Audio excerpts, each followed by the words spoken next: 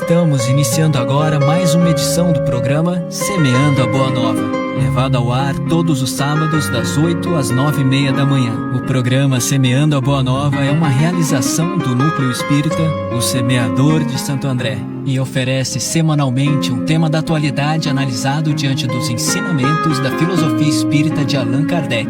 Participe enviando a sua pergunta ou comentário e concorra a um livro espírita.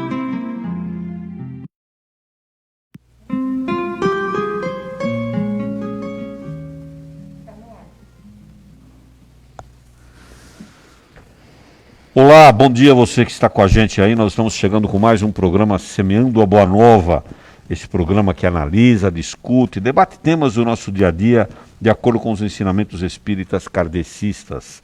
Esse programa é realizado no Núcleo Espírita O Semeador, diretamente dos estúdios que estão instalados aqui dentro do Núcleo Espírita O Semeador em Santo André, em São Paulo. E conta com a sua participação. Você liga para a gente, 997-666-555.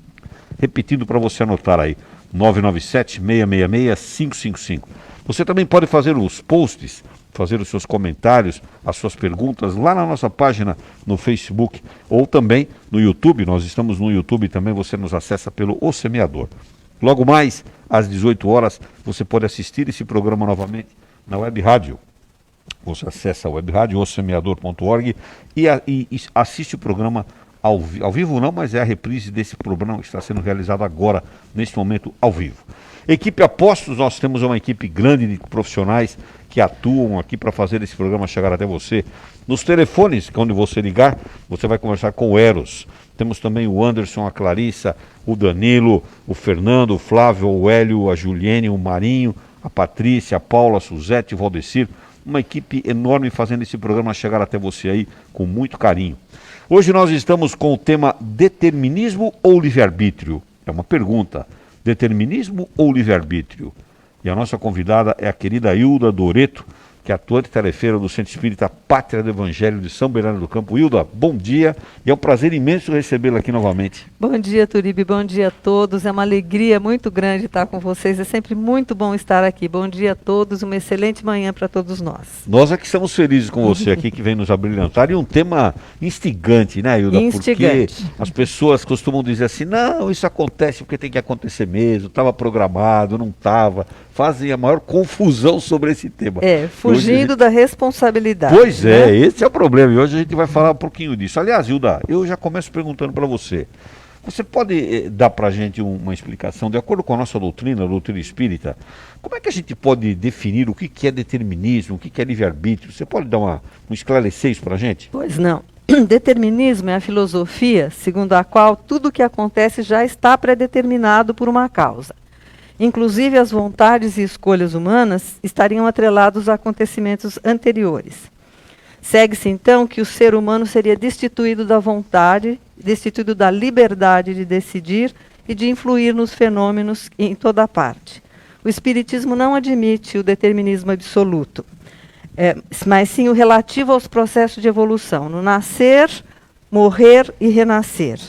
Existe ainda um tipo de determinismo que se prende à nossa programação pré-reencarnatória, quando, auxiliados pelos espíritos superiores, os nossos espíritos amigos, nós traçamos um plano de trabalho para a próxima existência. Seria o plano de regeneração que nós estabelecemos. Onde nós vamos nascer, quem serão nossos pais, se teremos abundância financeira, se teremos restrições financeiras, sempre naturalmente em relação à nossa necessidade de aprendizado e evolução. Já que o princípio central da lei de Deus é a evolução, no reino animal, nos reinos animal e no humano inferior, prevalece o instinto. Já, conforme a consciência vai se desenvolvendo, crescendo a razão, aumentando a liberdade de decidir, os padrões fixos de comportamento cedem lugar à opção inteligente, e que a gente chama de livre escolha. Resumindo, o livre-arbítrio é uma conquista evolutiva. Ele é o ápice da saída do determinismo. Mas o que é o livre-arbítrio? É a faculdade que o indivíduo tem de determinar a sua própria conduta. Ou seja, escolher como ele deseja agir, tornando-se responsável pelos seus atos e arcando com as consequências dele, né? Aqui a gente lembra sempre daquela frase: tudo que você plantar, você colherá. Então, esse é o princípio do livre-arbítrio, o poder de decisão. Nós podemos agir com independência por meio de uma faixa de da nossa consciência atual, da consciência que nós atingimos agora, né? E que atende às necessidades da vida presente, e a determinação provém, então, do nosso passado culposo. As causas que geramos no passado, pelas próprias ações nossas, constituem a área do determinismo, conservada no estado inconsciente. Determinismo e livre-arbítrio coexistem... antes de eu dizer a frase, vamos dizer de onde ela vem. As questões 132 e 134 do livro Consolador, escrito pelo Emmanuel, psicografado pelo Chico Xavier, tem uma frase que define bem isso. Determinismo e livre-arbítrio coexistem na vida, entrosando-se na estrada dos destinos para a elevação e redenção dos homens. Quer dizer, o livre-arbítrio é aquela situação onde a pessoa decide a partir da sua racionalidade, a partir da sua reflexão, ela toma as decisões. Isso seria o livre-arbítrio. Exatamente. Né? E ela, a partir da capacidade que ela já desenvolveu ao longo das existências, ela tem a sua consciência desenvolvida num nível que ela já pode, dentro daquele nível, escolher, discernir para escolher. Perfeito. Essa é a Hilda Doreto, está falando hoje com a gente sobre determinismo ou livre-arbítrio. É a pergunta, tema do nosso programa de hoje. Hélio Delanossi, bom dia, Hélio, um prazer estar com você. Bom dia a todos e a todas. Né? Ô Hélio, deixa eu perguntar uma coisa para você. A gente está falando aqui de determinismo, livre-arbítrio, e a Hilda colocou muito bem essa questão da gente analisar ambos os temas sobre a perspectiva da evolução da espécie, né? Porque a Hilda até colocou, né, Hilda, que nos reinos inferiores o determinismo parece que existe com maior intensidade, né? Porque não é dotado da faculdade de reflexão, de pensamento. Né? Exatamente. A pergunta, por que o Espiritismo se envereda em estudar a questão do livre-arbítrio, determinismo? Isso não é um tema, não é uma pauta própria de ciências, das ciências sociais, das ciências comportamentais? Eu acredito que seja assim, né? É claro que seja, porque a evolução se dá em dois mundos, né? Ela se dá tanto no mundo material quanto no mundo espiritual. Quando nós falamos, por exemplo, dos reinos inferiores, aonde a evolução é compulsória, ali não tem escolha, né? O cachorro, o gato, sei lá, o cavalo, né? O mosquito, né? Qualquer um que está no reino inferior, ele não escolhe nada, porque ali é compulsória, que a evolução é compulsória, ela vai seguir um planejamento que foi planejado e vai acontecer, vai evoluir e vai existir. Quando nós conseguimos o livre-arbítrio, que a Hilda explicou muito bem o que seria, mas acima de tudo, nós ficamos sujeitos a leis universais, são leis. Né? Acho que a diferença é que o Espiritismo ele entra até para poder, nesse campo, para auxiliar as ciências humanas, os pensadores humanos que pensam a partir da matéria, né? A partir da matéria, não admitem, por exemplo, a existência do espírito. Então eles têm uma dificuldade para poder explicar determinadas coisas. E eles pensam sempre no quê? Num punidor externo, que tem alguém assim, olhando o que a gente está fazendo lá, marcando na lousa, agora quando no tempo de escola, né? Fazendo um xizinho na lousa, quando o aluno conversava, fazendo um x lá na lousa, para depois ser punido, né? E o Espiritismo vem em socorro. Não, isso não existe. O que existe são leis universais. A partir do momento em que nós recebemos, concordamos, reencarnamos, concordamos ou não, nem sempre concordamos, mas a maioria das vezes concordamos em traçar um plano para a nossa encarnação, como a Hilda bem explicou, nós ficamos sujeitos a leis universais. Cada vez que você transgride uma lei universal, você entra em rota de colisão. Você entra em rota de colisão com outras pessoas. Né? Ao que você entra em rota de colisão com outras pessoas, você vai começar a ter problemas. Né? Como se um avião que levantasse lá no aeroporto, falava, olha, combinar, eu vou subir e vou para o Rio de Janeiro. Vai por onde? Vou por cima da Via Dutra, né? Aí de repente fala, não vou não. Acho que eu vou seguir pelo litoral que é mais bonito, né? Aí ele vai encontrar um outro avião, porque lá naquele mesmo lugar vai sujeito a dar uma trombada, ter uma colisão com outro avião no outro lado. Então aquilo que ficou combinado, se for cumprido, puxa vida, a evolução é tranquila, vou fazer um voo. Quer dizer, o espírito, o determinismo é um atributo do espírito, o livre-arbítrio é um atributo do espírito, né? Ele toma a decisão. Ele toma a decisão. A evolução do espírito depende dele de uma Mas decisões. o combinado não é caro, né? Claro. O combinado não é caro. Claro, então, claro. cada vez que você sai fora do combinado, você entra, você começa a ferir contra as leis universais. Você vai entrar em rota de colisão com outras pessoas, porque vai encontrar pessoas aí. Por exemplo, eu vim determinado a casar com a Edna, com quem eu casei, né? Aí de repente eu conheço a Clarissa, eu resolvo casar com a Clarissa, né? Aí eu vou bater de frente com o Danilo. O Danilo. O Danilo já estava lá. Aí, não, aqui não, não é certo. Você vai dar uma confusão lascada. Né? Mais ou menos isso que acontece no emprego, nas relações sociais, em tudo onde nós andamos. Se você seguir aquilo que está combinado, vai, como diz o amigo meu, vai de vento em polpa, né? Tranquilo. Voo de cruzeiro. Né? Contrariou, você vai em rota de colisão.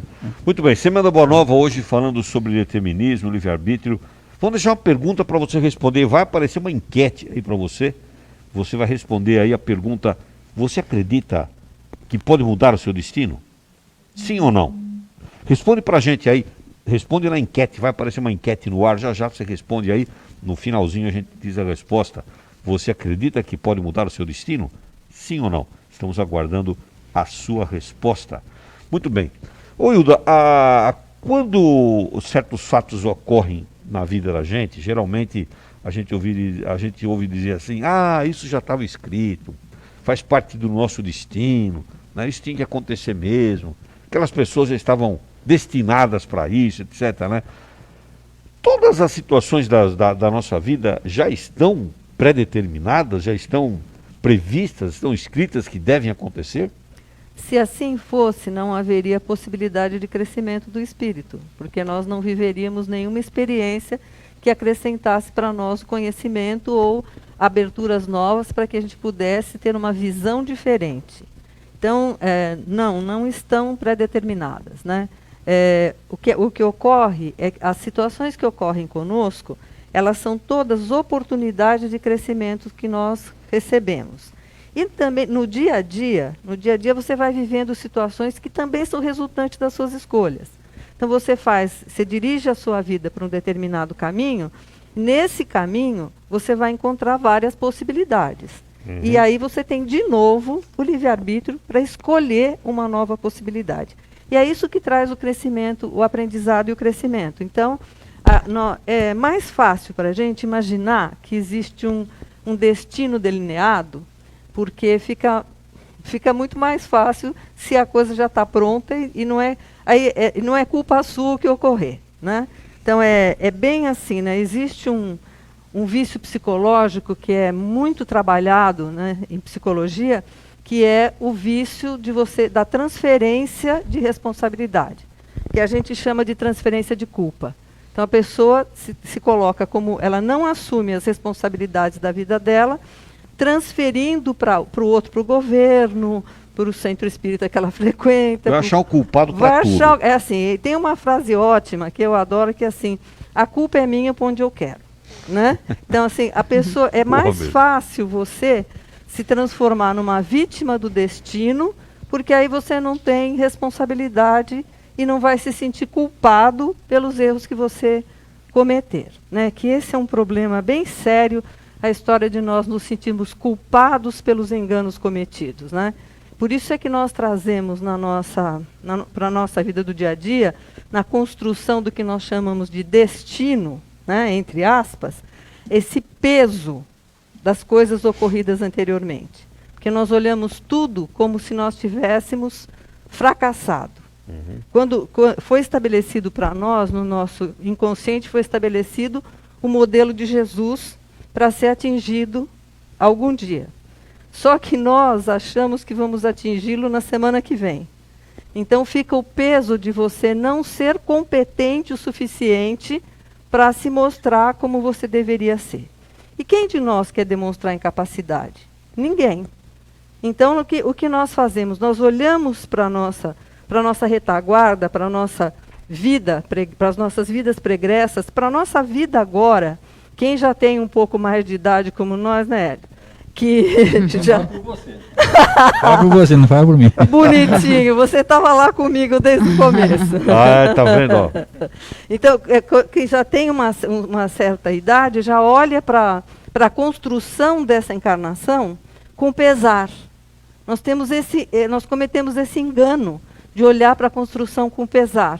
Quando, na realidade, o que acontece na nossa vida, nós vivemos, né, a humanidade terrena evolui a partir da tentativa e erro. Então você veio tentando, errando, mudando o caminho. Em algumas ocasiões nós permanecemos nos lamentando, sem mudar imediatamente o caminho. Mas num determinado momento você muda o caminho. Então o que acontece nessa programação? Você está mudando o seu caminho, você está tentando mudar o seu caminho, e o que ocorre? Você olha para trás como, eu não fui capaz de, eu fracassei nesse intento. Na realidade, nós não fracassamos em intento nenhum. Nós realizamos uma experiência de aprendizado. Deu certo? Ótimo, louvor. Não deu certo? Louvor. É isso que a gente não entende. Então, não deu certo, louvor. Você foi, realizou e descobriu que aquele não era o caminho. Então, não existe necessidade do cultivo da culpa. Porque ninguém perguntou. Deus não chegou para nós e falou, olha, Hilda Regina, você vai ter que ser perfeita até o final desta existência. Então, manda a brasa aí, porque você tem que resolver tem que sair esse negócio. Purificada. Purificada. Nunca houve essa exigência para ninguém. Então, o que acontece conosco? Nós precisamos desenvolver o sentido de autovalorização. Quando você se valoriza, você não precisa culpar o destino. Quando você reconhece quem você é, e quando você vê que a sua trajetória foi realizada a partir só de conquistas. Quando eu errei, fiz uma tremenda bagunça na minha vida, não deu nada certo aquilo, eu lamento que eu não tenha conseguido. Posso lamentar, mas eu preciso olhar para aquilo e dizer, vivi uma experiência de crescimento. Aí não tem necessidade de você sentir culpa, de você se sentir atrasado no caminho da evolução. Não existe necessidade nenhuma de você se desvalorizar. O que para o espírito é espetacular, né? Espetacular. Do ponto de vista da evolução, né? Se nós lembrarmos de Joana de Ângeles, eu não me lembro agora em que ocasião que ela falou isso, em que livro que ela falou isso, mas ela diz assim, que a dificuldade maior para a espiritualidade desencarnada de assistir os recém-desencarnados é o complexo de culpa. Ele chega lá se sentindo culpado de tudo. Se sentindo culpado de tudo. Ele chega lá, ele não merece nada. Se ele não merece nada, os espíritos vão tentar ajudá-los e ele simplesmente não aceita. Para vocês terem uma ideia de que isso acontece corriqueiramente, nós temos um grupo de trabalho só de mulheres, que é um grupo de trabalho de autoconhecimento. E nessa semana, nas nossas atividades psicoterapêuticas, foi feita a seguinte pergunta. Você acha que você vai sair daqui, nesta vivência sua, nessa existência, e você vai ser atendida num hospital da espiritualidade? Gente, nós trabalhamos às quartas-feiras lá no lar com assistência espiritual para a cura. Essas pessoas fazem parte dessa assistência. Eu não as estou criticando, eu estou colocando como as pessoas se sentem minimizadas, incapacitadas. Não, somos 8 pessoas. 3 pessoas responderam que acreditavam que não iriam para o hospital na espiritualidade. Mas por quê? Eu não tenho certeza se eu estou pronta, se eu fiz tudo o que eu devia. Eu não sei se em algumas ocasiões os meus enganos. Né? Então, o nosso trabalho é realmente recobrar em nós mesmos a certeza de que nós estamos a serviço do Cristo em todas as ocasiões. Isso deve ser muito difícil, né? Porque mexe na consciência da pessoa, né? É difícil isso, né? É difícil, mas é uma coisa, um treinamento que nós precisamos fazer. Precisa trabalhar, né? Nós temos que fazer um treinamento, porque senão você vai ficar achando que tudo ocorre por causa do destino. E não é, né? Não é é, assim, não tem nada, não ocorre por causa do destino, de Flávio- jeito nenhum. Flávio Tolini, bom dia, Flávio, prazer estar com você. Prazer é meu sempre. Flávio, a gente está falando aqui da questão, a Hilda fez uma colocação agora, inclusive, muito interessante, essa questão da pessoa saber, né, que ela tá errada, mas depois, né? Depois que ela partiu daqui, né? Pô, é um exame de consciência profundo, né, Hilda? E aí começa a complicar a situação dela, né, lá no outro plano, né? Tem alguma coisa que a gente pode fazer para melhorar no momento que já que a gente tem o livre-arbítrio, que é um atributo do espírito, né, encarnado, o livre-arbítrio. Tem alguma coisa que a gente pode fazer para melhorar as nossas decisões aqui, uma vez encarnados? Sem dúvida, né, Turíbio? Nós temos a possibilidade de construir os nossos caminhos, né, desenvolver, lapidar, né, as nossas condições morais e conquistar, com certeza, dias mais felizes, né? Porque todos nós temos que pensar que o objetivo maior da nossa existência é a obtenção da felicidade, da conquista, das realizações. Esse pensamento, né, vem desde muito tempo, ainda que nós estamos fadados a uma condição determinada por um ser superior e que nós não temos poder ou nenhuma responsabilidade ou até mesmo condições de transformar essa condição de futuro. Então é um exercício diário, é uma condição de consciência que todos nós devemos obter para que a gente possa ter condições melhores no futuro e não estar aí nessa situação que você exemplificou de já no plano espiritual ou em outra dimensão, né, se arrependendo dos atos, né, ou só tomando consciência disso tudo depois, naquele momento, né? Aí que cai a ficha, né? Cai a ficha é uma expressão dos anos 70, viu, gente? Você que está assistindo aí que não tem aí seus 40, 50 anos, é porque os aparelhos telefônicos usavam ficha telefônica, né? Você colocava a ficha, depois que ela caía, que completava a ligação. Porque os mais modernos, que já são muito antigos, já era cartão. Já. Cartão. Agora é assim, pagou a conta do pré-pago, né? Turíbio, Clarissa Colar, como vai, Clarissa? Bom Tudo dia, bem, prazer falar bom com você. dia. Eu quero fazer uma pergunta para você, mas pode falar primeiro você. Não, eu quero dizer nisso que o Flávio, a Hilda comentaram, tem uma frase, a gente sempre fala lá aqui de uma mensagem que chama Remuneração Espiritual do Chico Xavier. O que ele diz? Que toda vez que a justiça divina nos procura para acerto de contas, se nos encontra trabalhando em benefício dos outros, manda a misericórdia divina que a cobrança seja suspensa por tempo indeterminado. Clarissa, eu vou pedir para você repetir esta frase. Você que está nos ouvindo aí, assistindo, preste atenção nesta frase que faz parte de um capítulo do Emmanuel, que a Clarissa vai ler aqui, que eu vou pedir para ela reforçar a palavra manda a justiça divina. Fala novamente essa frase, isso é muito significativo. Pode falar. Toda vez que a justiça divina nos procura para acerto de contas, se nos encontra trabalhando em benefício dos outros, manda a misericórdia divina que a cobrança seja suspensa por tempo indeterminado. Quer dizer, manda, é imperativo. Exatamente. Eu acho que vai muito ao encontro do que vocês estão comentando. Por mais que a gente erre, a gente sempre vai ter uma oportunidade de reparar. Deus é nosso Pai, Ele quer que nós estamos aqui para a gente evoluir. Então, se hoje a gente não conseguiu perdoar alguém, compreender alguém, se a gente brigou com quem a gente gosta, se a gente fez algo incorreto, que a nossa consciência nos acusa, o esforço no bem, o arrependimento, a vontade de reparar, né, aquele esforço de, puxa, o que eu posso fazer para reparar aquele mal que eu cometi? Isso vai nos ajudar e vai vir ao nosso encontro aqueles que vão nos auxiliar na caminhada, porque a gente está aqui para aprender, Turíbio, a gente está aqui para evoluir, né? Como é que você avalia, você como uma mãe recente, né, que tem lá o Pedrinho, está completando um aninho já?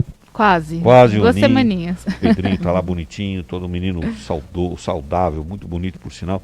Como é que você vê a questão de você ter que tomar as decisões por ele? Claro que ele não sabe decidir ainda, né? Mas como é que você vê essa situação de você determinar o que é bom e o que não é bom para ele? Como é que você vê isso? Porque é uma responsabilidade aumentada, exponenciada, não é?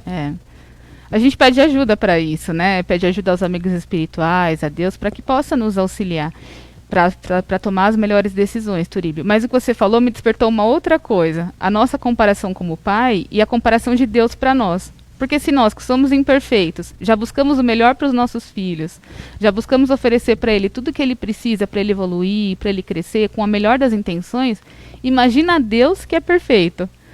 Então, tudo que nos acontece para a gente aprender. Vamos pensar na nossa imperfeição, a gente que tem um monte de defeitos ainda, se pensa no melhor, no amor para o nosso filho, por mais que às vezes seja difícil, por mais que seja às vezes algo que ele não entende, assim é o nosso Pai conosco. As coisas acontecem e a gente não entende, mas é para o nosso melhor. Muito bem. Clarissa, aproveita que você está falando. Hélio, segura um minutinho só aqui. Clarissa, aproveita que você está falando. Conta pra gente aí como é que nós estamos nas redes sociais. A Clarissa acompanha os seus posts aí, os seus comentários, as suas dúvidas, as suas reclamações, as suas opiniões. A Clarissa que acompanha. Conta pra gente como é que nós estamos aí nas redes sociais. Tem bastante gente, Turíbio. Tem até uma pergunta para a Hilda também, mas antes eu vou passar por alguns nomes. Daqui a pouquinho a gente faz a pergunta da Hilda. Legal. Mandar um abraço para o Edson Lorenzini, que está na escuta, a Marli Albuquerque, a Jaque Soares, Irma Sartori, a Luzia Zago, a Sandra Ferezin, Nádia Ambrósio e tantos outros que passaram nos mandaram um abraço, um bom dia a todos, Turíbio. Muito bem, muito obrigado pela sua passagem aí. Hélio Delanoche, você queria falar alguma coisa, né? Eu quero dar citar um exemplo de alguém que não é espírita, né? E que não se dizia espírita, pelo menos, né? O Thomas Edison, que ele explorou bem essa parte aí, né?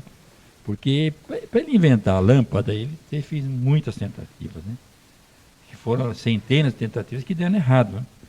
E cada vez que dava errado, as pessoas chegavam para ele, olha, para com isso, não, esquece esse negócio. Ele falava, não, eu já sei mais uma maneira que não dá certo.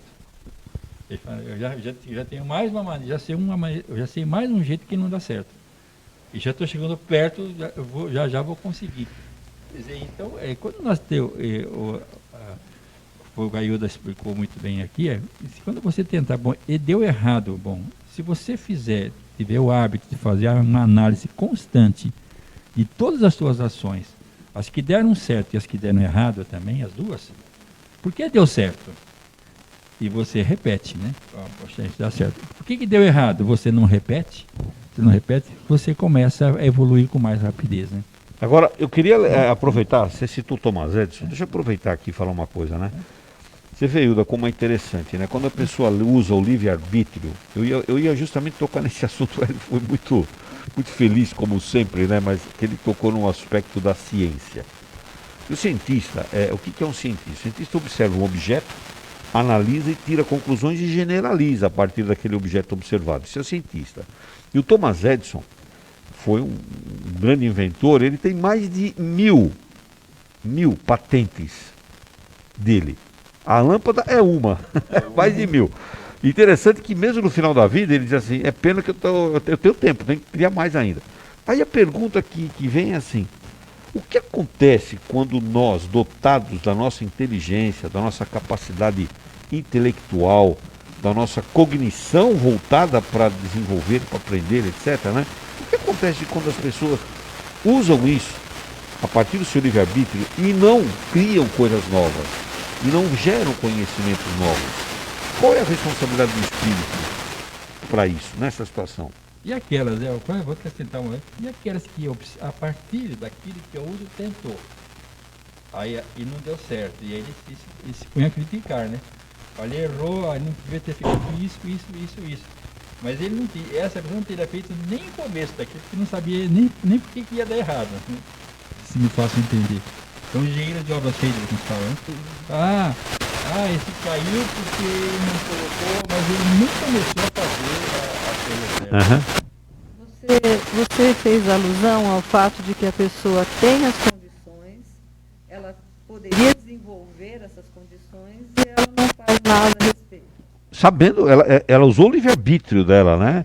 Eu não vou fazer. Exatamente. Eu não vou seguir esse caminho. Esse é um direito que todos nós temos. Esse é um direito que Deus nos deu, né? Você pode fazer ou não. A escolha é sua. Mas é aquela história. Aquilo que você fizer, você colherá. O não fazer também é um fazer. né? É um fazer porque você criou uma situação de prejuízo, de não desenvolvimento. E você vai responder por essa atitude sua. E o mais difícil é que a pessoa... Nós temos que entender também, né, que é o nível de desenvolvimento da consciência da pessoa que faz ela escolher de uma forma ou de outra, ela ir em frente ou não. Ela ter preguiça de se movimentar no sentido do crescimento espiritual, né? Ou achar que está bom assim, que se eu faço esse tantinho aqui, eu estou fazendo, né? Então, é de responsabilidade dela. O não criar é também de responsabilidade dela. E ela não usou as potencialidades, é até possível que depois ela não tenha possibilidade de usar isso num outro momento. Né? Ok. Uma outra encarnação, uma outra existência, ela não tem a possibilidade de usar isso. Hilda, eu vou pedir um minutinho para você, porque nós estamos com algum problema no som. Você que está nos assistindo aí, a equipe técnica está ajustando aqui os microfones, porque nós estamos com um probleminha no som. Mas é coisa simples, a Hilda nós já estamos ajustando aqui o microfone da Hilda. Enquanto isso, eu quero perguntar aqui para o nosso querido Flávio Tolino.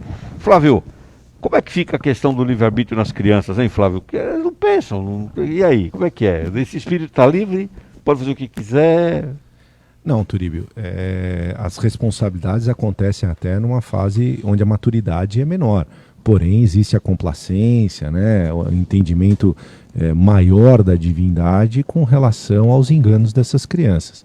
É bom sempre a gente relembrar que esse ser, né, ele foi num processo reencarnatório, colocado nesse planeta, mas ele tem uma herança, né, do seu espírito e das suas existências anteriores.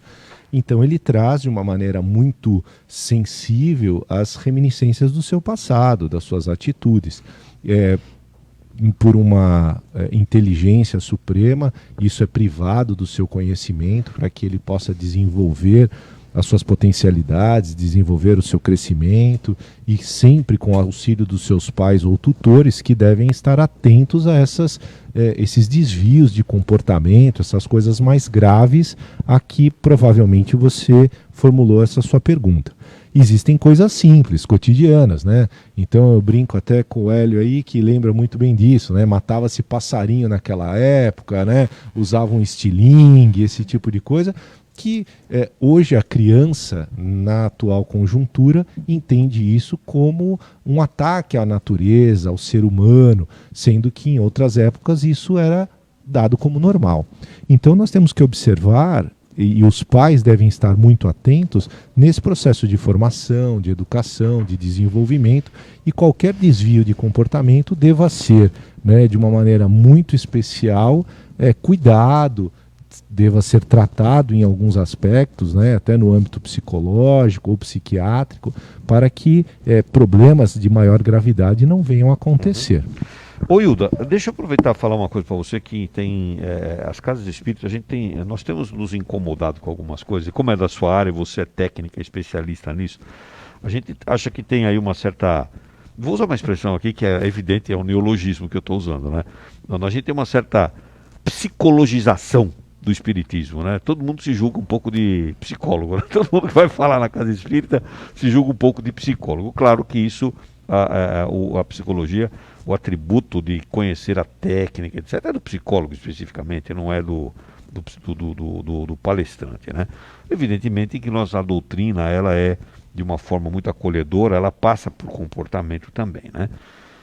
Como é que a gente pode falar sobre o comportamento da pessoa para ela aprimorar-se, avaliar o livre-arbítrio dela? Como é que a gente pode falar isso para dentro de uma casa espírita sem interferir no comportamento, sem modificar, sem agredi-la diretamente? Não é necessário que a pessoa esteja falando de psicologia ou tentando orientar um comportamento para ser agressiva e interferir na vida da outra pessoa, né? Porque às vezes a pessoa está fragilizada e você fala alguma coisa sem um devido conhecimento e você pode levar a pessoa a ter uma reação que seria muito ruim para ela.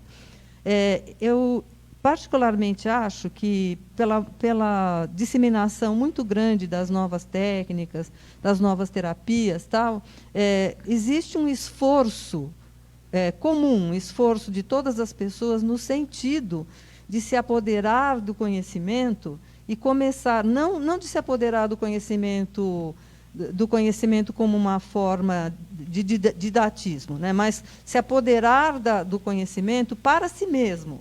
Uhum. Descobrir como funciona, querer aplicar essas coisas à sua vida, porque a gente tem que lembrar que na base do Livro dos Espíritos está a orientação do conhece-te a ti mesmo. Então, as pessoas ficam na busca de conhecerem a si mesmo, de encontrar caminhos de elucidações interiores do seu comportamento, da sua vida, e essa busca faz com que, às vezes, a pessoa leve para um lugar que não é o lugar devido, que ela aplique de maneira inadequada o conceito, mas eu tenho uma visão muito condescendente a respeito das tentativas de melhora nas pessoas, né? Da tentativa de socorro, da tentativa de elucidação da outra pessoa. Então, há que se ter um cuidado mesmo, no sentido de não determinar e não passar fórmulas de solução para as outras pessoas. Mas você pode, e tem que ser sempre, baseada na estrutura da doutrina espírita. Quando você pega a doutrina espírita e, baseada na doutrina espírita, você tenta orientar o seu comportamento ou o comportamento de outras pessoas, você está absolutamente respaldado nos conceitos melhores que existem. Perfeito. Mas dentro da doutrina. Perfeito. Você está falando com base naquilo que saiu lá das obras básicas, daquilo que está dentro dos princípios do Kardec, né? Exatamente. Não é eu acho, né? Não é eu acho. E assim, dentro dos princípios que o Kardec trouxe, né, que o Kardec elaborou e colocou aí para nós, existem os amigos espirituais, as entidades espirituais que vieram através, principalmente da psicografia de Francisco Xavier, trazer outras elucidações para nós, né? A gente vê, por exemplo, no livro Ação e Reação, o André Luiz falando que, mesmo que o indivíduo esteja preso numa cela, e ele está falando aqui no livro não só da cela comum da pessoa que está encarcerada, mas da cela do corpo, quando o espírito não tem capacidade, é restringida a sua capacidade decisória, ele fala, mesmo aí, existe a possibilidade da escolha. Mesmo aí existe a possibilidade da escolha. Então, nós precisamos cuidar que nós não estejamos aí nos desorientando. Perfeito. Nos desorientando. Está claro, Hélio? Turíbio, até nessa tua, como você diz, a psicologia. Como é que fala? Eu usei o neologismo aqui, né? É que, de repente, todo mundo virou psicólogo, e não é? Psicólogo é uma profissão nobilíssima e a competência técnica é do psicólogo, não do palestrante. Mas temos que levar em consideração que, se você voltar a 20 anos atrás, ou até talvez 30, ou menos talvez, os psicólogos não estavam tão à nossa mão assim como estão hoje, não, sabe? Você não tinha acesso com tanta facilidade. Então, quem começou a trabalhar, a divulgar, a Joana de Ângeles, através do Divaldo, né, divulgou muita informação nesse campo, né? Os livros do André Luiz também, todos eles trabalham, né, no Mundo Maior, por exemplo, que ele fala nas casas, nas 3 casas, começa a falar sobre o inconsciente, que não era de domínio público, era de conhecimento de apenas de algumas pessoas mais doutas, e elas não divulgavam, não traziam isso ao resto do chão, assim, para que as pessoas comuns pudessem entender, como, por exemplo, culpa. Quem fala, minha mãe não falava para minha avó assim, eu estou sentindo culpa, ela me dá um safanão, né? Claro. Você está com molecagem, né? Não tinha esse negócio, avó, estou com culpa. Você está nada, você está com molecagem, ela um safanão. Então, tudo isso veio ao seu tempo.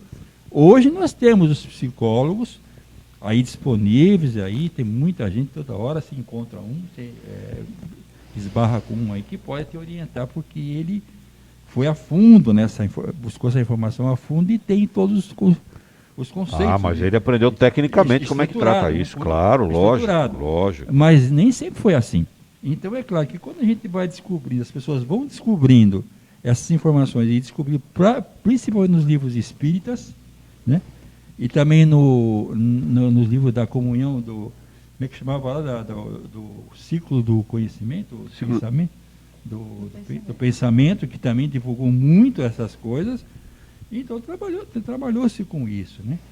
Foi útil, né? Hoje não precisamos mais, é como uma benzedeira, né? Antes você tinha que levar a criança para a benzedeira, hoje você pode levar no centro espírita. É porque não tinha centro espírita, né? Não tinha centro espírita. Da forma como mas tem tinha hoje. benzedeira, né? Mas tinha benzedeira. Então, isso não podemos desconsiderar que essa informação ela vem vindo e as pessoas vão se estruturando para poder passá-la para nós, né? Você acredita que pode mudar o seu destino? Conta pra gente aí, vai lá, posta a sua resposta, diz pra gente se você acredita que pode mudar o seu destino. Tem uma enquete que está circulando aí. Se você já respondeu, tudo bem, não tem problema. Se não respondeu, responda. Ou posta aí a resposta pra gente aí na nossa página no Facebook ou no YouTube, se você está nos assistindo no YouTube. Lembro que todos aqueles que nos contatam aqui, ligam pra gente, participam aqui, ganham, concorrem como brinde ao livro espírita, que é gentilmente oferecido pelo Ideal, Instituto de Divulgação Espírita André Luiz, daqui de São Paulo, e também gentilmente oferecido pela editora Fonte Viva, lá de Belo Horizonte, Minas Gerais. Sábado passado, a Rosana Sabião e o Leonardo Mariano ganharam os livros. Já foram informados e vão retirá-lo aqui no Núcleo Espírita O Semeador. E sábado que vem, a gente vai estar recebendo aqui com muito carinho a nossa querida amiga Maria Saboleski, com o tema Tratamento Espiritual durante o Sono. A Saboleski vai falar disso. E hoje nós estamos com a nossa querida amiga Hilda Doreto falando sobre determinismo ou livre-arbítrio. É uma pergunta, né? Hilda, você queria falar alguma coisa? É isso? Ok? Muito bem. Nós estamos falando desse assunto, determinismo e livre-arbítrio, e daqui a pouquinho a gente vai fazer uma paradinha, mas eu não posso deixar de perguntar uma coisa para você antes da gente ir para a nossa parada aqui.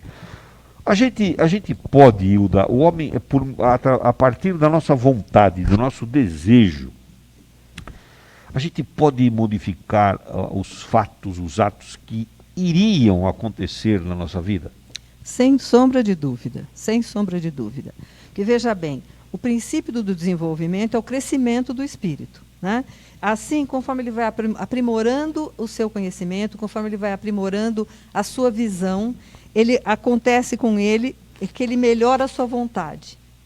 Ele vai qualificar a vontade. Qualificando a vontade, o que acontece? Os resultados, as ações mudam e os resultados mudam, né? Nós temos que lembrar sempre que a dor e a dificuldade são recursos didáticos. Uhum. São recursos didáticos da vida para que a gente alcance aquilo que a gente almeja, aquilo que a gente necessita, né? A lição precisa ser aprendida, mas tem uma coisa excelente que a gente esquece. Uma vez que você aprendeu a lição, você não precisa mais dela. E nós ainda nos mantemos afixados mentalmente, emocionalmente, a uma lição que já foi aprendida. Quando você aprendeu a escrever, você não voltou mais a fazer a barriguinha do A. Você não voltou mais ao exercício para conseguir registrar as letras. Então, quando você já conseguiu alcançar um patamar, não é mais necessário voltar à lição. Tem uma observação no livro Respostas da Vida, do André Luiz, psicografado pelo Chico, que diz assim: o pensamento é a nossa capacidade criativa em ação. A ideia forma a condição produz o efeito cria o destino. Então, a sua vida será sempre o que você esteja mentalizando constantemente. Volta de novo essa tríade aí, como é que é? A ideia forma a condição. A condição produz o efeito cria o destino. Perfeito. Né? Então, onde o seu pensamento está, onde está a sua constante preocupação, a sua constante criação mental, é onde você estará, para onde a sua vida será conduzida. Muito bom. Ô Hilda, existem algumas pessoas que parecem que elas não conseguem obter êxito naquilo que elas se propõem a realizar, né? Será que isso faz parte de algum pré-determinismo aí, alguma coisa na vida delas? Olha, pensando no programa de regeneração do espírito nessa determinada existência dele, nós lembramos lá do registro do Kardec no Livro dos Espíritos, em que ele diz, né, ele fez essa pergunta para os espíritos, e eles disseram que, às vezes, a própria pessoa escolhe essa vida de decepção, essa vida de dificuldade, de amargura, justamente para fazer com que ela possa crescer em determinados sentidos.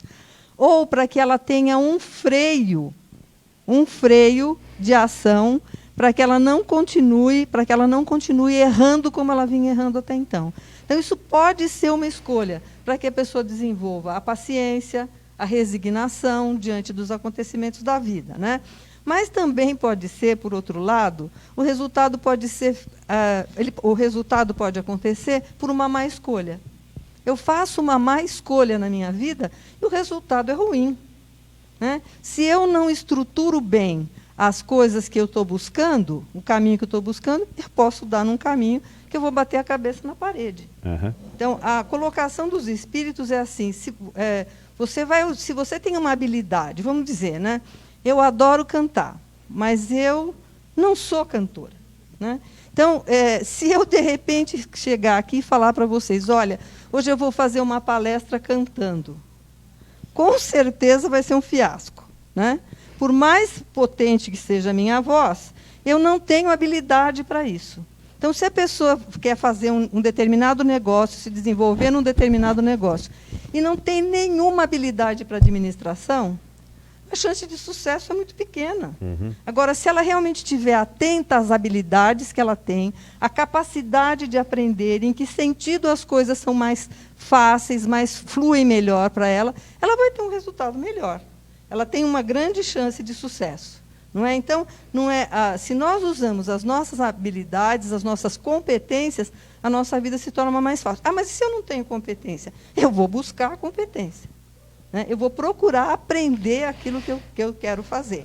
Então, é interessante também, né? Daí que a gente, fora esse autoconhecimento, os espíritos dizem que a maior parte das vezes as coisas não dão certo para as pessoas porque elas estão com o foco direcionado de maneira inadequada. Ou seja, elas estão querendo coisas que não são para ela, que não fazem parte do mundo dela, da capacitação dela. Então, o que quer dizer isso? Isso quer dizer que se você vai atrás da sua... Eles falam, ele vai atrás da ambição, ele vai atrás da realização das paixões, ele não vai atrás do crescimento dele. Então, se é isso que acontece, você tem grande chance de que as coisas não sejam boas para você, né? E eles lembram que, nesse aspecto de ser muito difícil a encarnação, está muito difícil a encarnação, nós precisamos lembrar, eles dizem assim, é forçoso lembrar que a escolha das provas é nossa. E quanto mais rude for a prova, e melhor a suportares, mais te elevarás. Está no Livro dos Espíritos, na questão 866. Muito bem. Clarissa, como é que nós estamos nas redes sociais? Tribe, eu vou passar por alguns nomes aqui, depois vou deixar uma pergunta para a Hilda poder Pode fazer deixar. quando a gente voltar do intervalo.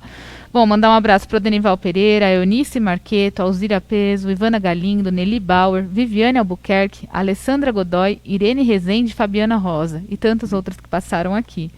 E tem uma pergunta do Salomão, Turíbio, bem interessante. Por favor, já faça para a Hilda aí. Você comentou bastante sobre o livre-arbítrio ser uma conquista da nossa moralidade, né? E o Salomão, ele comenta que muitas vezes a doença é uma maneira de resgate. Mas e a árvore, que não tem consciência? Por que ela adoece nesse caso? Seria um determinismo? Como que a gente aplicaria esse conceito de adoecer, por exemplo, de alguém que ainda não, de algo que ainda não conquistou uma racionalidade? A Hilda vai responder já, porque agora nós vamos fazer uma paradinha aqui no Semana Boa Nova. Você que está nos assistindo aí, tudo bem, nós estamos ajustando tecnicamente a questão do som.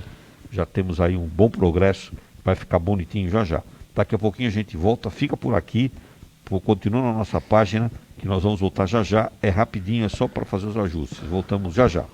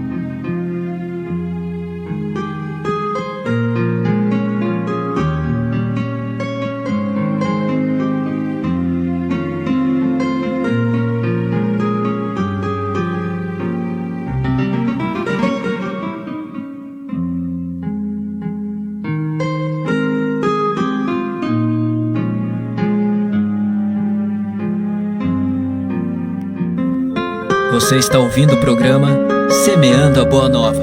O programa vai ao ar todos os sábados das 8 às 9h30 da manhã e oferece a você semanalmente um tema da atualidade estudado diante dos ensinamentos da filosofia espírita de Allan Kardec. Participe enviando a sua pergunta ou comentário e concorra a um livro espírita. O programa Semeando a Boa Nova é uma realização do Núcleo Espírita, o Semeador de Santo André.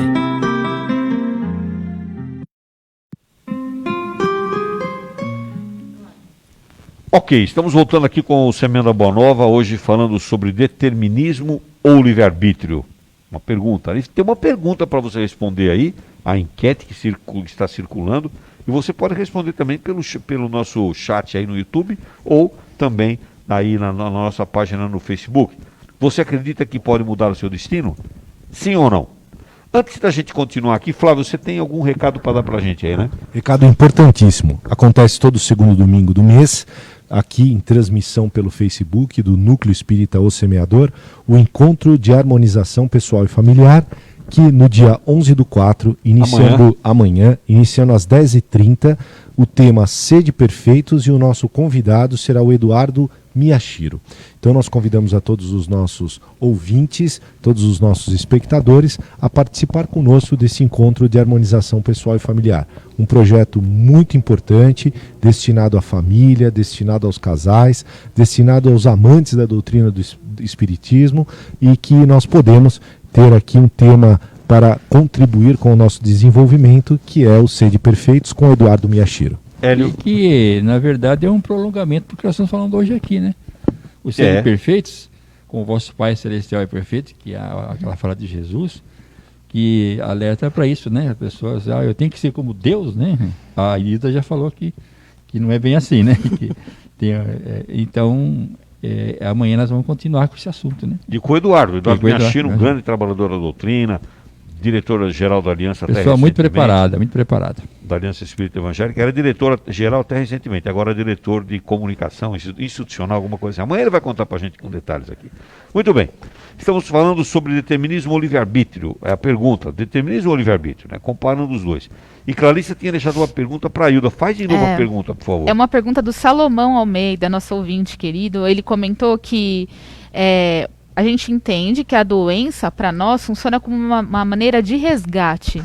E quando as árvores adoecem, por exemplo, faz parte de um processo de evolução? Como que isso é um determinismo? Como que funciona, Hilda? O livro dos Espíritos, no livro dos Espíritos, os Espíritos nos explicam que os seres que não têm a capacidade de discernir, né, eles são condicionados ao determinismo. E na colocação da árvore adoecer para encerrar o ciclo dela, são os ciclos de vida. É um ciclo de vida que começa, a árvore nasce, como a gente, nasce, cresce, faz a sua função, realiza a sua função e morre. Isso é o ciclo natural de vida. Então não tem ali, para nós a doença, ele colocou, né, para nós a doença pode ser, né, em geral uma maneira de nos chamar a atenção para as mudanças necessárias. Não existe uma chamada de atenção para a mudança da árvore. É simplesmente o cumprimento do ciclo de vida dela, como a gente entende. E também, né, querido Salomão, é nosso companheiro aqui de longa data aqui no programa, acompanha a gente há muito tempo. Lembrar o seguinte, que o desequilíbrio, o homem provoca desequilíbrio na natureza. Muitas vezes pela interferência dele no meio ambiente, ele elimina, por exemplo, algumas situações. Se você chegar no seu jardim e levantar uma pedra do seu jardim, lá embaixo tem tatuzinho, né? Que é tatuzinho, tem formiguinha, tem tudo. Você tirou uma pedra do teu jardim, você já interferiu no meio ambiente ali, você já vai provocar alguma coisa. Você altera o ecossistema. Você vai alterar.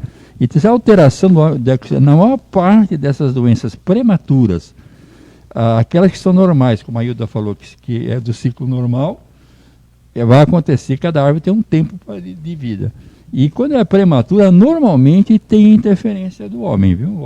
Alguém que interferiu no no meio ambiente. Pode ser também do resultado da ação do homem no ambiente que vai gerar essas alterações nos organismos vivos do ambiente. Né? Bom, deixa eu avisar você que está nos assistindo que você pode participar por telefone. Você liga no 997-666-555.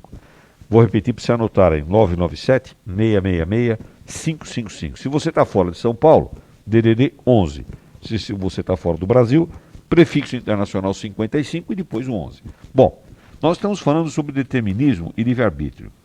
E sempre fica uma pergunta, Aildo, aqui, a gente não pode deixar de fazer, que é aqueles acontecimentos difíceis que pegam as pessoas, né? Tipo a perda de um ente querido, a morte prematura de um filho, etc., né? Essas coisas inesperadas, que ninguém conta com elas, né? Esses acontecimentos relevantes, importantes na vida, podem ocorrer sem estarem programados? Essas são ocasiões extremamente sofridas. A gente, como pais, não pode imaginar a dor que deve ser para uma pessoa a perda de um filho, né? Não temos como imaginar. E algumas vezes, algumas dessas situações faziam parte da programação divina, né? E é que a gente, por exemplo, o que me levou para o espiritismo, me levou a sair do catolicismo, foi uma pergunta semelhante. Eu trabalhava no hospital, fazendo os registros da pediatria, era bem mocinha, tinha 16 anos, e tinha um menininho lá que tinha uma doença. Eu trabalhava na pediatria, o menininho tinha uma doença terrível, ele tinha hepatosplenomegalia, que é o crescimento do fígado, né? E ele era encantador. E ele foi caminhando para desencarnação. E eu perguntei para a irmã, que era a irmã de caridade do hospital, que era a minha chefe, por que isso ocorria com as crianças? Por que ocorria com uma criança isso? Ela disse, o pecado original, o pecado venial. Eu fiquei tão nervosa com Deus, por que ele tinha que passar aquilo e eu não? Né? Então, quando nós questionamos a vida nesse sentido, você olha para essas situações e diz, essa programação... Aí minha mãe, graças a Deus, já era espírita, né? Me salvou da situação, me explicou o processo reencarnatório e o processo reencarnatório mais curto da pessoa, que vem com uma programação, aquele processo de regeneração que a gente estabeleceu lá no plano espiritual, para ele é um plano curto, plano de realização curta. Essa pergunta que você fez lá para responsável lá, para enfermagem lá, agora eu faço para você, por que Deus permite que essas coisas aconteçam? No caso do Davizinho, era simplesmente uma programação, a programação de vida dele, que ele veio para esgotar lá nós voltamos nas encarnações com problemas no nosso perispírito, muitas vezes no nosso perispírito, como André Luiz nos explica muito bem, para que nós possamos nos desabrigar de nós essas energias deletérias. E isso é feito através do corpo, projetado no corpo como uma doença. Então o Davizinho tinha o tempo dele programado e aconteceu normalmente, né? Mas existe, e Deus permite que isso aconteça, porque faz parte do programa. Agora, existem ocasiões, como você colocou aí, em que não é programada, né? As desencarnações que não são programadas. Hélio, você me ajuda aí, se você lembrar, o livro do André... é no Nosso Lar, eu lembrei. No Nosso Lar tem uma história do André Luiz contando de um rapaz que desencarna num acidente de carro provocado por ele mesmo. Dirigia em alta velocidade e tal, e perdeu o controle e desencarnou. Então, essa não é uma desencarnação programada. Essa é uma desencarnação que ocorreu fora do programa. Então, mas a gente vê lá a explicação dele que, ainda assim, né, que pode ser chamado de suicídio indireto, mas ainda assim, por ele não ter a intenção de tirar a própria vida e de tirar o próprio corpo, ele é acolhido no plano espiritual, lá nos hospitais no hospital de Nosso Lar, e é assistido. E todas as criaturas são assistidas, todas. Mesmo quando a gente pensa assim, né? Ficou lá no umbral, tal. Gente, uma das coisas que mudou a minha vida foi um livrinho desta finurinha, escrito, psicografado, e que foi escrito pelo Antônio Carlos, aquele médico espiritual. Ele fez uma pesquisa com pessoas que desencarnaram. Então perguntou assim: você tem medo de desencarnar? Um senhor que era médium, mas não tinha conhecimento da doutrina espírita, disse: não, fiquei apreensivo de não ter feito tudo o que eu tinha que fazer, o que poderia acontecer comigo. E foi perguntando para as pessoas. Aí ele perguntou para um senhor que era espiritualista, não espírita: você tinha medo de morrer? Não. Não ficou apreensivo? Não. Nenhum momento você pensou que podia dar alguma coisa errada? Não. Por quê? Porque em qualquer lugar que eu estivesse, eu estaria na casa do meu pai. Essa frase mudou a minha vida. Onde eu estiver, eu estarei na casa do meu pai. Então você vê, independente de um indivíduo não ter sido recolhido ainda, não ter condições de ser recolhido e permanecer no umbral, no caso da pessoa que tirou a própria vida, né, quando nós olhamos para um suicídio, a pessoa, o pai e a mãe da pessoa que se suicida, eles entram em parafuso completo. Né? Então, nesse caso, talvez ele não esteja agora assistido como a gente queria que ele tivesse. Aí você olha e fala assim: mas se eu que sou um pai, uma mãe, mequetrefe, eu não deixaria acontecer isso com meu filho. Por que é que Deus permite que aconteça? Que foi a pergunta que você me fez. Por que ele permite? Nós tem que ficar muito claro para nós, e nós temos que nos lembrar que a nossa visão é uma visão restrita. Nós enxergamos esse plano terreno e alguma coisa do plano espiritual. Alguma coisa do plano espiritual. Então nós temos o planejamento da vida do espírito para nós. Nós temos uma capacidade muito restrita de enxergar. Deus enxerga em todas as dimensões. Então, o que para nós pode parecer agora um grande castigo, é uma oportunidade divina, única, de iluminação do espírito. Então, por isso que Deus deixa acontecer. Ok, claro. Eu queria falar tem mais 2 exemplos do André Luiz que corroboram com o que a Hilda falou, e eu acho que é importante esses exemplos para deixar bem claro para nós, sabe? Turíbio, é no livro Missionários da Luz, que um espírito, ele estava com uma pessoa encarnada, estava com um corpo físico comprometido e quase desencarnando. E aí os amigos espirituais, os técnicos espirituais especializados nisso, trazem vitalidade para ele, e ele ganha 5 meses a mais na sua vida terrena, porque tinham assuntos que ele ainda precisava resolver antes de desencarnar. Uhum. Tem outro exemplo no livro Obreiros da Vida Eterna, também de André Luiz, que mostra ao contrário. Um espírito, uma pessoa encarnada, estava programado que desencarnasse daqui a um tempo, só que eles adiantam a desencarnação dele, porque para evitar o sofrimento dos envolvidos na família, porque ele ia passar por um processo muito doloroso. Então, por conta da moratória da família, pelo merecimento da família e também por aproveitamento daquele espírito, ele desencarna antes. Então, a gente vê que todo momento nós somos amparados. Tudo tem uma explicação, por mais que a gente não entenda agora, né, como a Hilda comentou. Então, a gente tem um gênero de morte para enfrentar, a gente vai falar um pouquinho mais sobre isso, mas isso é alterado para o nosso aproveitamento, para o nosso aprendizado. Uhum. Podemos já engatilhar no gênero da morte? Claro, pode falar. Vamos engatilhar no gênero da morte eu ia perguntar para você, né, se a gente sabe, né, um instante da morte, como o homem vai morrer, é conhecido, né? Na questão 853 do Livro dos Espíritos, os Espíritos dizem que Deus sabe antecipadamente a hora e o gênero da morte. E que o próprio Espírito que vai passar por isso tem uma intuição, muitas vezes ele tem uma intuição do que vai ocorrer com ele. Né? E quando nós pensamos, você fala: nossa, mas será? Eu não tenho nenhuma intuição, eu não conheço gente que teve intuição. E também tem quando você falou em gênero, tem uma outra colocação aí, né? Ele também sabe, às vezes, que pelo gênero de vida que ele escolheu, na hora de montar o plano de regeneração, existe a possibilidade de determinado tipo de morte. Né? Então, e também pode ser que não. E eu quero contar um caso para vocês, que a gente sempre conta o caso do André Luiz, o caso de não sei quem, o caso de não sei mais quem, e eu vou contar para vocês um caso. Vamos contar primeiro do André Luiz. Né? Lá no Missionários da Luz tem aquela senhora evangélica que vai desencarnar. Eles vieram... É no missionário? Bom, se não for, é num deles. eles vêm buscar, o grupo vem buscar 5 pessoas que vão desencarnar, né? E uma delas é uma senhora de um grupo evangélico, de uma igreja evangélica. E ela vai desencarnar naquele momento e eles estão preparando. Ela é uma pessoa que tem uma filha que está grávida no finalzinho da gestação e tem um filho que ela adotou.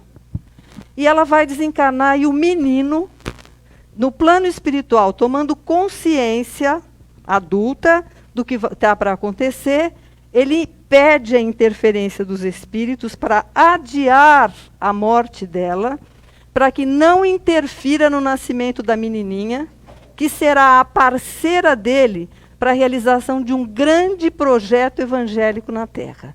E tem um particular, bem particular, né? O que a gente intercede, a própria pessoa pode interceder no seu destino. O meu irmão, recém-desencarnado, agora em janeiro, tinha uma filhinha de 8 anos, quando a mãe dela desencarnou por um câncer. Ele ficou sozinho com ela.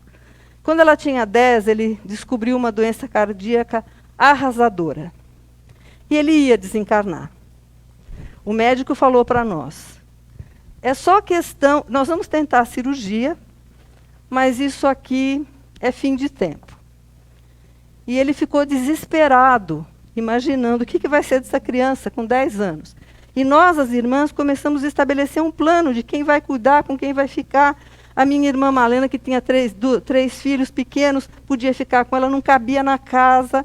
E todo aquele planejamento. Muito bem. Ele não era espírita, mas ele era uma criatura que realizava uma porção de coisas no bem. Ele chegou em casa, segundo ele contou para mim depois, e como o Flávio falou na semana passada, ele não era muito de oração também, ele sentou o joelho no chão e falou, Senhor Jesus, a minha filha não pode ficar sozinha, ela precisa de mim. Por favor, Senhor, me dá mais um tempo, me deixa ficar aqui até que ela se forme. Ele fez a cirurgia que não ia dar certo, ia demorar 6 horas. Nós pedimos para os médicos espirituais, falamos com os médicos que trabalham com a gente. Em 3 horas a cirurgia estava pronta. E o médico falou para ele, você tem 10 anos de vida garantidos, se você fizer tudo direitinho. O ano passado, ele descobriu que já tinha 12. Okay. Já tinha 12. Aí ele falou, nossa, já tem 12. Acho que não falou nada para ninguém, mas pensou, acabou meu tempo. E agora começou, ele sempre cuidou do coração, mas aí começou no detalhe. Quando ele começou no detalhe, descobriu que estava com um câncer no estômago. Só que era interessante que ele não se impressionava com o câncer no estômago. Mas ele media a pressão, os batimentos cardíacos, tudo ali, no mínimo. Levava ele para o hospital, o médico falava, não tem nada, está tudo certo, é uma doença secundária. E ele desencarnou de um ataque cardíaco no meu colo, no dia 10 de janeiro. Quer dizer, não teve nada a ver com o câncer. Exatamente do jeito que estava programado. Pasme, a filha está formada aos 22 anos. Ele conseguiu formar a filha. Existe então, da parte da programação divina, esses períodos em que você realmente, essas possibilidades de que a vida se estenda mais.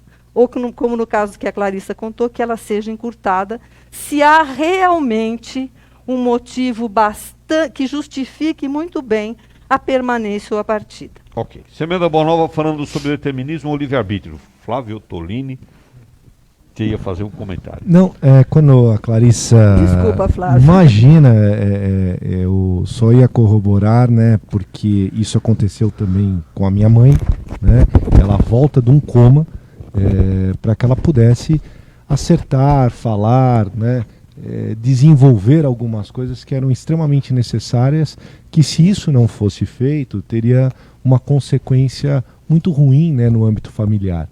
Então a providência divina, né, se apresenta em todos os momentos, essa misericórdia do Pai para conosco, e esse fato também ocorreu. Então a gente trata muito isso na literatura, como a Hilda mesmo comentou, mas quem de nós já não tem, né, uma história bela, assim como você mencionou do seu irmão, que até nos emociona, do quanto Deus é generoso, do quanto somos assistidos, e de que essa programação, esse determinismo, tem as alterações, tem as influências e tem a nossa responsabilidade sempre.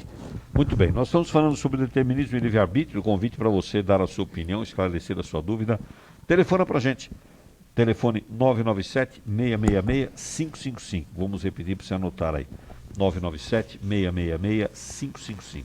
Se você está fora do Brasil, prefixo internacional 55. Se está fora da região da Grande São Paulo, DDD 11. Estamos aguardando o seu contato, o Eros estará monitorando a sua ligação telefônica. Você pode também postar o seu comentário, fazer a sua pergunta aí no YouTube. Você que nos assiste pelo YouTube, muito obrigado. Faz lá o post da sua pergunta, do seu comentário. Se você nos assiste pelo Facebook, faz lá o seu comentário, o seu post também na nossa página. Vai lá no comentário e faz o comentário. Uma dica para você aí. Você que está assistindo pelo Facebook, vai lá no compartilhar, clica lá e bota o clique e compartilha o link para outras pessoas também assistirem. Sempre tem alguém precisando ouvir alguma coisa sobre o Espiritismo. Nós hoje estamos falando sobre livre-arbítrio e determinismo. Sábado que vem vamos falar sobre o tratamento espiritual durante o sono. E estará conosco aqui a nossa querida colega a Maria Saboleschi, que hoje está com a gente, a Hilda Doreto, que é atuante tarefeira do Centro Espírita Pátria do Evangelho de São Bernardo do Campo. Lembro você que este programa vai também ser transmitido hoje às 18 horas, ele vai ser reprisado lá na web rádio. Você pode ouvir na web rádio osemeador.org. Muito bem, estamos falando sobre determinismo e livre-arbítrio. Clarissa, como é que nós estamos nas redes sociais? Conta pra gente aí, tem perguntas? Tem, Turíbio. Tem bastante comentário, né? Alessandra Godoy, mandar um abraço para ela. Yara Delanossi, Wilson Costa, a Tânia Nagrox, Eulália Martins, o Helder Merli, Priscila Gomes, Josi Cruz. A Alessandra Godoy fez uma pergunta para nós. A gente falou sobre a árvore, né? Como esse processo que ocorre. Posso fazer uma colocação? Antes de você fazer a pergunta para a Hilda, Uhum. Você falou que tem vários comentários. Pega um aí, só para a gente ver o que as pessoas estão falando aí. Por exemplo, alguma das ouvintes falou que o Ayrton Senna sonhou, teve esse pressentimento do desencarne dele. Eu não lembro o nome aqui, mas eu posso resgatar depois. Esse é um dos comentários que me chamou a atenção. Foi a Godoy. Foi a Godoy? Ah, legal. A Alessandra Godoy, ela fez uma pergunta, Hilda. Ela pergunta se essa situação da árvore, da flor, do animal, né, que a gente comentou, não seria usada também para trabalhar o amor no ser humano? Se a gente não se relaciona com esses outros seres, né, para a gente aprender sobre o amor. Todas as lições da nossa vida são para aprender sobre o amor. Olha, Alessandra, eu sou a pessoa... em geral, as pessoas gostam de pets, de cachorro, de gato, de cavalo, de coisas assim. Eu sou a mulher das árvores. Então, eu adoro a árvore. As árvores floridas são, para mim, uma bênção divina. Essa que está aqui fora, maravilhosa. Você não é botânica, não, né? Hã? Você não é botânica, né? Não, eu sou bióloga Sim, também. eu sei. Então, mas não sou botânica. Adoro botânica, mas não sou botânica. O biólogo também gosta de árvores. Né? Gosta. Então, assim, essa relação com a natureza, né?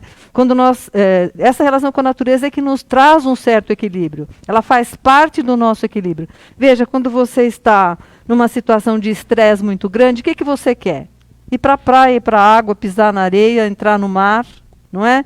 Quando você está sentindo necessidade de organizar os seus pensamentos, o que você quer é andar no meio da vegetação, é estar num lugar da natureza que possa te acalmar, te acolher. Então, realmente você olhar, sentir, gostar, é uma forma de você reverenciar Deus em toda a criação dele. Né? Então, acho que essa colocação dela é bem nesse sentido. É uma forma de você aprender a amar e de reverenciar a criação divina em todas as coisas. Tem mais, Clarissa? A Marisa Muraro, por exemplo, ela comenta que passou por esse processo, né, como a história da Hilda, quando ela descobriu um câncer no rim. Ela se dobrou no chão, pediu a Deus pela vida, que tinha as filhas, que precisava muito dela, e ela está curada, se operou, enfim, ficou tudo bem. Marisa Muraro. Ah, Marisa Muraro. Ó, Marisa, belo depoimento seu aí, né? Um bom depoimento, uma boa reflexão para a gente fazer, né? Inclusive porque ela alcança a cura a partir disso, né? Como nós falávamos no programa da semana passada, né? O poder da oração, da prece, feita de maneira fervorosa, intencional, muitas vezes intercessória, realmente o poder disso, né? E a audiência do Pai com as nossas súplicas, a gente não pode duvidar nunca. Eu quero recomendar nesse ponto a leitura do livro Ação e Reação, do André Luiz, porque ali você vai entender por que, por exemplo, pode acontecer que nesse momento alguém fala, puxa vida, se eu ficar doente, eu vou orar fervorosamente e não vou desencarnar.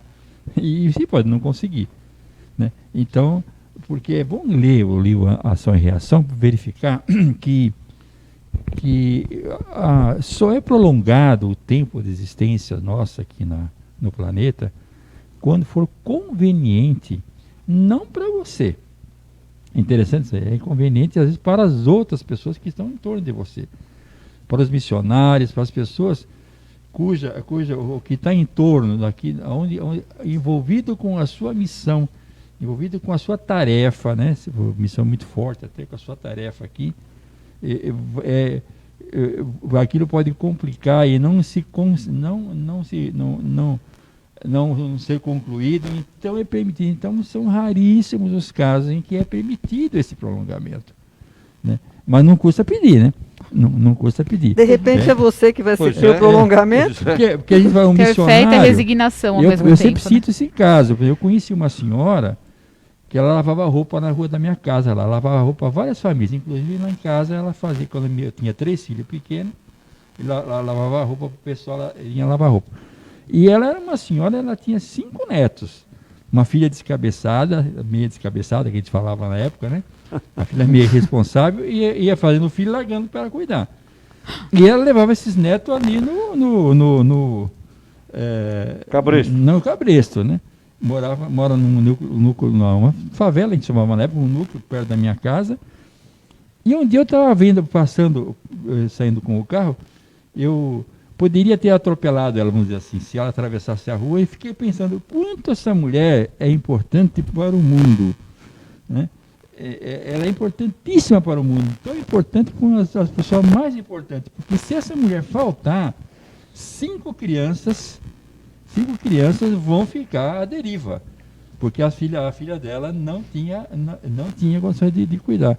Então eu fiquei pensando, essa era uma missionária? É uma tarefa dela? Então tem que ver essa importância que a pessoa tem, porque uma daquelas crianças podia sair do eixo, né?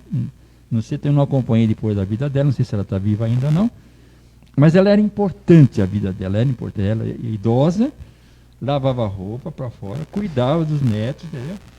Então essa mulher teria talvez motivos até para pedir, olha, eu preciso ficar aqui, né? Porque eu não posso ir embora agora, né? Bom, Hilda, aquela situação daquelas pessoas mais idosas que estão comprometidas nas suas faculdades mentais, que não conseguem mais tomar decisões, que já estão com tutores, pessoas decidindo por elas. Evidentemente, ela não tem mais o livre-arbítrio ali, ela não consegue mais tomar as suas decisões sozinhas. Nesse caso, as pessoas que tomam decisões por elas, aqueles tutores, né, que estão lá decidindo a vida dela, etc., estão autorizados, inclusive, legalmente para fazer isso. Essas pessoas têm compromisso, entram no resgate daquele espírito? Eles têm, na verdade, eu acho que todos os compromissos de resgate são nossos, né? São da pessoa, não do doente, são da pessoa. Se você se vê envolvido numa situação como tutor de uma pessoa, aquilo ali pode ser um resgate seu ou pode ser uma oportunidade de crescimento que lhe foi oferecida e você aceitou, pelo seu livre-arbítrio você aceitou. Você colocou, repete só o finalzinho da pergunta para mim, por favor. A pergunta é assim, essas pessoas, aqueles que tomam decisões pelas pessoas que estão comprometidas nas suas faculdades mentais, né? Os tutores, vamos chamar assim. Essas pessoas que tomam decisões, elas entram no resgate, elas entram na determinação do que estava previsto ou na responsabilidade pela pessoa que deveria ter decidido? Elas entram sim, é como se fossem os pais de uma criança que são responsáveis pelas decisões que tomam em relação à criança. Na verdade, eu não quis usar outra expressão, né? Eu ia usar a expressão assim, ela entra no resgate da pessoa? Na verdade, você quer dizer assim, ela vai no resgate da pessoa? Não vai. não vai interferir no resgate da pessoa. A decisão que ela toma é livre-arbítrio dela. É dela. Isso vai ser contado no caminho dela. Ela não vai interferir no resgate da outra pessoa. A maneira dela interferir no resgate da outra pessoa, ou no tempo que essa pessoa vai passar por esse resgate, é o quanto de amor ela vai doar para aquela pessoa. O quanto de luz ela vai colocar no caminho daquela pessoa, de harmonia, de bênção, para que a própria pessoa... Porque, veja bem, a pessoa está vivendo um desequilíbrio mental, emocional, que já não permite mais que ela interfira no físico. Então, a ação das pessoas para a modificação do resgate dela seria no sentido de oferecer para ela condições de serenidade, de harmonia, para que ela se retemperasse em espírito e pudesse, então, compreender a função daquilo que está acontecendo com ela. Ok, bom, saiu aqui o resultado da enquete, você que respondeu a enquete aí, a pergunta foi assim, você acredita que pode mudar o seu destino? 98% das respostas, sim, e 2% não. Muito obrigado por você ter participado aí da nossa enquete. Eu vou pedir até para a Clarissa postar esse resultado na nossa página aí. 98% das pessoas acreditam que podem mudar o seu destino, sim. Muito bem. Clarissa, como é que nós estamos? Eu estou vendo um monte de comentários elogiosos aí para a nossa querida Hilda Loreto, né, Clarissa? Vou pedir ajuda para o Flávio, que eu estou sem a visualização aqui agora. Deixa eu só contribuir. Realmente, as pessoas estão sensibilizadas com as nossas colocações referentes às histórias que foram aqui mencionadas, né? Isso realmente toca o coração e as pessoas estão percebendo que até a Sirlene coloca que é um banquete nessa manhã tão linda dessas informações que nós estamos trazendo. A gente sempre agradece. Eu sou suspeito para falar da Hilda, né, Hilda? Comentávamos que há 18 anos, né, atrás nós fazíamos o mesmo trabalho em uma outra rádio, na Casa André Luiz, onde nós levávamos um programa ao vivo também a toda a audiência de São Paulo, interior, né, onde as ondas do rádio ainda chegavam. Você se lembra que do momento em que nós descobrimos, em que eu descobri, olhei para você com os olhos arregalados, que uma pessoa de Nazaré, na Bahia, estava mandando uma consideração para nós. Isso e mesmo. Eu tinha uma ideia de que a gente ficasse por aqui. Né? Mas não é não. E hoje, né, com o Facebook também nós temos as mesmas colocações. A Ana Lúcia também se encontra encantada, né, com tantos esclarecimentos que a gente está tentando, né, de uma maneira muito amorosa, cristã, levar às pessoas. A Yara Delanossi mencionou que esse mesmo pedido também foi atendido numa rogativa para que a mãe dela pudesse ter a oportunidade de conhecer os 4 bisnetos que nasceriam naquele ano. E até um que morava fora do país teve a oportunidade de ir numa festa natalina que a mãe conhecesse e que em fevereiro, né, do ano seguinte ela veio a desencarnar. Então, assim, tantas histórias lindas que tocaram o coração das nossas ouvintes e dos nossos ouvintes. Legal, Flávio, obrigado pela sua contribuição. Ô Hilda, e a gente pode dizer que se a gente tem que passar por algumas dificuldades, o que a gente tem que fazer para atenuar essas dificuldades, hein, Hilda? Bom, em primeiro lugar, a gente tem que entender que as dificuldades são exercícios que a providência divina nos concede ao nosso espírito, né, para que exercitemos paciência, tolerância, confiança em Deus, para que desenvolvamos a nossa inteligência, tudo isso e a nossa inteligência no rumo da perfeição. Então, que nós temos que aceitar tudo isso como um mecanismo de crescimento para o Espírito Eterno. Então, você parou nessa parte, você aceitou que isso é um mecanismo de crescimento, tudo que vem depois fica mais leve. Né? Então, vamos lembrar lá da pergunta 132 do Livro dos Espíritos, que diz o seguinte, os orientadores espirituais dizem, mas para chegar a essa perfeição, devem sofrer todas as tribulações da existência corporal. Né? Então nós temos que passar por todas essas dificuldades, esses caminhos de aprendizado. Mas é como nós passamos pelo caminho de aprendizado que acontece o resultado nas nossas vidas, né? Aceitação e resignação. É bom lembrar que agora aquela passagem de Paulo, da carta aos Tessalonicenses, que ele diz, examinai tudo e retende somente o bem. Então, quando nós examinamos as nossas dificuldades e retemos o bem, nós chegamos à conclusão de que a prática do bem é o caminho, né? É a prática da ação no bem que atenua o nosso sofrimento por deixar evidente a dor do outro. Então vamos ver a nossa ação para o outro. Eu quero dar aqui um exemplo que a gente faz, as casas espíritas fazem seguidamente, mas que existe agora nos Estados Unidos um curso que é chamado de Círculo de... Ai, esqueci o nome. Bom, peraí. que seja, não tem problema. É um círculo de pessoas que se reúnem para fazer um trabalho para o outro. E o exemplo que eu quero dar é de uma pessoa que não conseguia... o casamento acabou, ela estava doente, não tinha emprego, não tinha qualificação, tinha 3 crianças, ela estava num estado assim, muito ruim, muito deplorável. E ela não conseguia de jeito nenhum uma colocação para poder sustentar os filhos. Aí ela começou a participar desse grupo. O que é o grupo? É um grupo que se reúne de pessoas que estão passando por essa dificuldade, todas elas. E elas saem de si. Elas não vão lá para resolver o próprio problema. Elas vão para enviar energias, vibrações, orações para pessoas que estão em situações muito mais graves que as dela. E essa moça ficou nesse grupo durante 2 meses, fazendo uma assistência para um rapazinho, um menininho, um mocinho, que tinha um problema de saúde seríssimo, que entrou em coma. Depois de 2 meses dessa assistência, de repente, ela chegou em casa e um pedido de trabalho que ela tinha escrito há não sei quanto tempo atrás, que tinha sido negado, chegou para ela como oportunidade de trabalho. E o menino, depois desses 2 meses, o menino saiu do coma. Então, como que é essa prática, né? O que nós podemos fazer para diminuir a nossa dificuldade? É o serviço no bem. Quando você, por exemplo, você tem a noite da pizza, você vai na noite da pizza, trabalha que nem não sei o quê. No fim da noite da pizza, qual é o seu sentimento? Uma alegria, um bem-estar sem tamanho.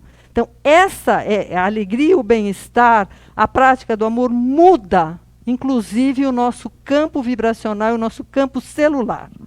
Emmanuel diz, lá no Pensamento e Vida, que a energia do ressentimento interfere na mitose, criando células de tumorações.